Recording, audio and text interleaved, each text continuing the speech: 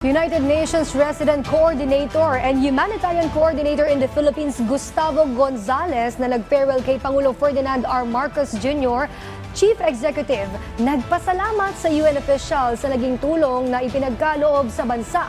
Nagbabalik si Alvin Baltazar sa Balitang Pambansa. Bisita ni Pangulong Ferdinand R. Marcos Jr. si UN Resident Coordinator and Humanitarian Coordinator in the Philippines, Gustavo Gonzales, sa Malacanang kaninang umaga. Paakay ng pagbisita ng UN official sa Pangulo ang formal na pagpapaalam nito bilang Resident Coordinator at Humanitarian Coordinator ng United Nations sa bansa na nagsimula noong 2020. Sa naging kaswal na pag-uusap ng dalawa ay pinasalamatan una ni Pangulong Marcos si Gustavo sa maraming tulong na ipinagkaloob ng UN sa bansa, lalo na noong panahon ng pandemya. Mahirap, sabi ng Pangulo, na makatawid sa epekto ng pandemya, subalit sa tulong ng UN ay nalampasan ito ng Pilipinas.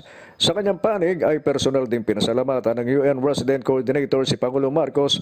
Nauna na din itong pinuri dahil sa pagtataguyod ng kanyang administrasyon sa pagtupad ng Sustainable Development Goals na naglalayong wakasan ang kahirapan, protektahan ang kalikasan at tiyakin ang kapayapaan at kasaganaan ng bansa.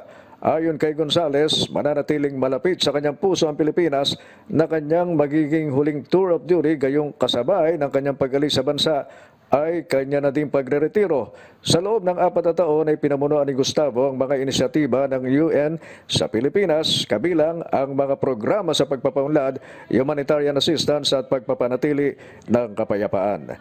Para sa Balitang Pambansa, Alvin Baltazar ng Radyo Pilipinas.